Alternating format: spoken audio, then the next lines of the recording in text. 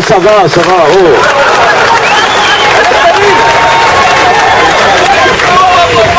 Chers auditeurs de France Inter, merci d'être venus aussi nombreux pour défendre votre radio et un peu aussi nos pommes par la même occasion, celle de Jean-Marc Four, Vincent Josse, Stéphane et moi-même et plein d'autres qui ont été virés ou déplacés, sans ménagement et surtout sans raison valable.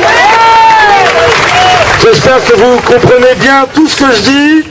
Non, je dis ça parce que dans l'interview qu'il a donnée au Monde le 23 juin dernier pour annoncer notre licenciement à Stéphane Guillon et moi-même, c'est toujours agréable d'apprendre ça en lisant le journal, hein, mais quand ça vient d'un homme d'honneur, ça passe très bien. Dans cette interview, donc, Jean-Luc Hess, président de Radio France, a déclaré « Je considère que cette tranche d'humour, la nôtre donc, vous l'avez compris, est un échec. Elle a montré une grande misère intellectuelle.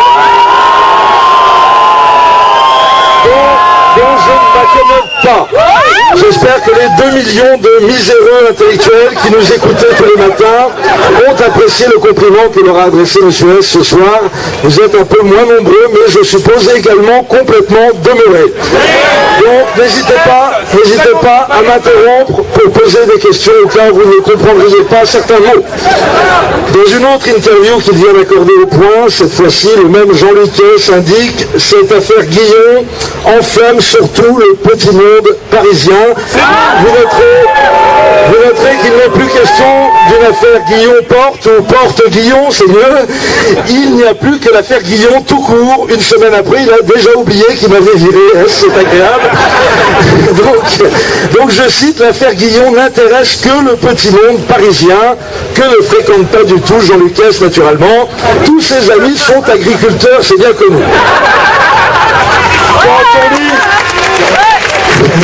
Quand on lit les milliers de messages indignés venant de la France entière que nous avons reçus depuis plus d'une semaine, on se dit que les bobos mondains parisiens ont beaucoup essaimé en province.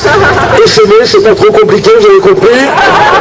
3 mots résument bien, monsieur Jean-Luc Hess, le mépris, le cynisme et la brutalité. Le mépris pour les auditeurs, le cynisme vis-à-vis des médias et la brutalité pour ses collaborateurs. Tiens, vous avez remarqué, si vous retirez 25 cm sous la toise, vous avez le portrait tout craché du véritable patron de Radio France, dont je ne citerai pas le nom pour ne pas que vous soyez tentés de dire des gros mots. Justement, je terminerai par des gros mots qui vont sûrement heurter les oreilles sasses de nouveaux petits maîtres de Radio France. Ces gros mots, ce sont les suivants. Il est temps de rendre Radio France à son vrai actionnaire, et non déplaise à Philippe Val, son seul actionnaire légitime, c'est nous tous. Merci.